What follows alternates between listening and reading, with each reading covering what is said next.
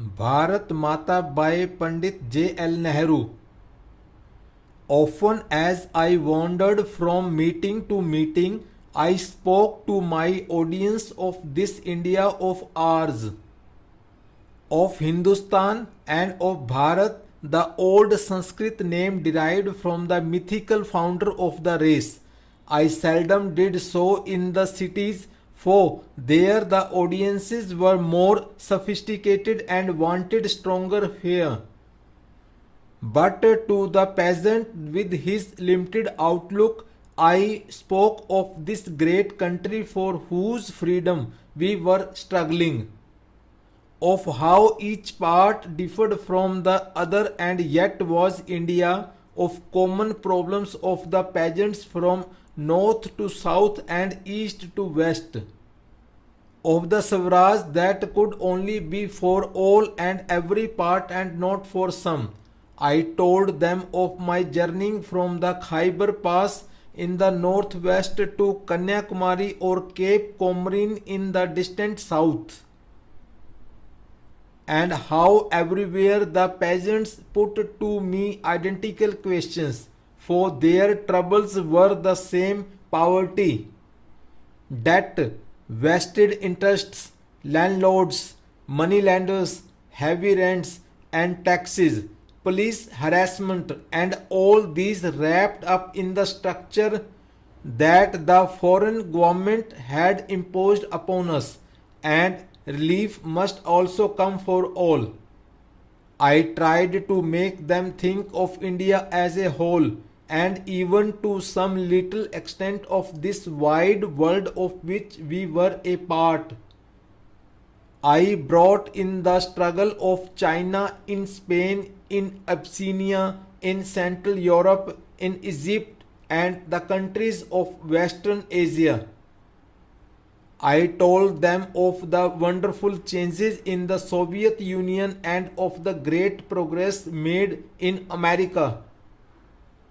The task was not easy, yet it was not so difficult as I had imagined, for our ancient epics and myths and legends, which they knew so well, had made them familiar with the conception of their country, and there were always some who had travelled far and wide to the great places of pilgrimage situated at the four corners of India. Or there were old soldiers who had served in foreign parts in World War I or other expeditions.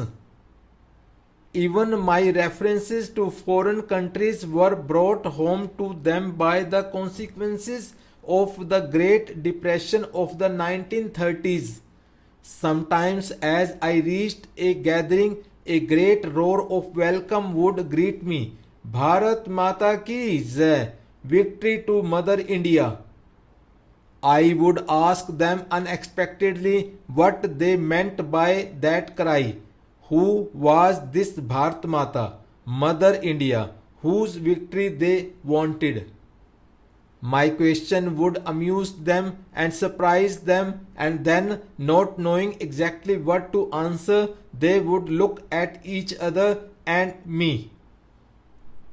I persisted in my questioning. At last, a vigorous lad, wedded to the soil from immemorial generations, would say that it was the dharti, the good earth of India, that they meant. What earth? Their particular village patch, or all the patches in the district or province, or in the whole of India? And so question and answer went on till they would ask me impatiently to tell them all about it. I would endeavor to do so and explain that India was all this that they had thought, but it was much more. The mountains and the rivers of India and the forests and the broad fields which gave us food were all dear to us. But what counted ultimately were the people of India, people like them and me, who were spread out all over this vast land. Bharat Mata, Mother India, was essentially these millions of people, and victory to her meant victory to these people. You are parts of this Bharat Mata, I told them. You are in a manner yourselves Bharat Mata. And as this idea slowly soaked into their brains, their eyes would light up as if they had made a great discovery. Thank you.